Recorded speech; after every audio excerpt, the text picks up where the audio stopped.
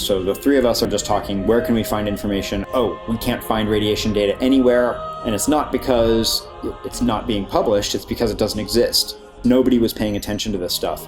And so that's when we decided that we could start pooling our resources to get equipment in people's hands and go collect some of this data and publish it so that there would at least be something available. Within a week, we had 25 people all in this Skype chat room brainstorming and trying to figure out a solution to this problem.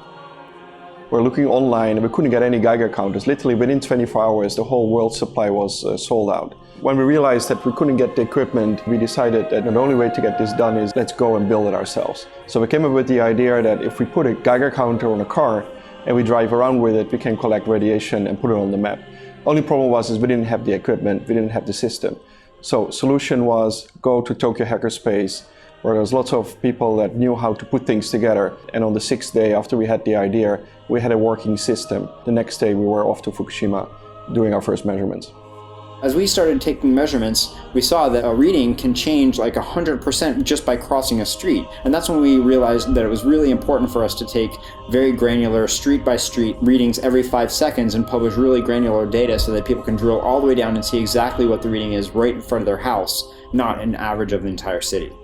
After a couple of months, we realized that it would be much better for volunteers to have something that would be very concise and compact. As we redeveloped the whole system and we were able to use Arduinos and open hardware to fit it into a bento box. And that is how we came up with the bento Geiger system. Once we built one, we taught other people to build many more of them. And that really allowed us to scale up dramatically.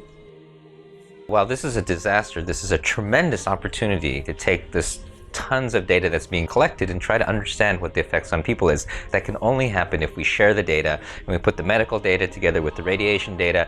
And right now the key to combining data is to make it open. And so one of the really important features of the Safecast project is we're using a CC0, public domain dedication, for all of the data so that we can try to get people to do data science on it.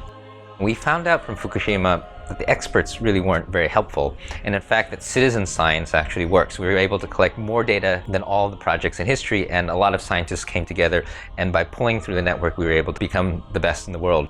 So I think what Safecast proves is that all the preparation in the world, all the money in the world still fails if you don't have a rapid, agile, resilient system. Because of the internet, because of our agility, because of our openness, within weeks we had the world's experts together to do this, and within a year we're the biggest project that has ever existed in this kind of monitoring. And I think it really shows that with the right people and the right resources and agility, you can beat the pants off of any government, pre-planning, or institutional system.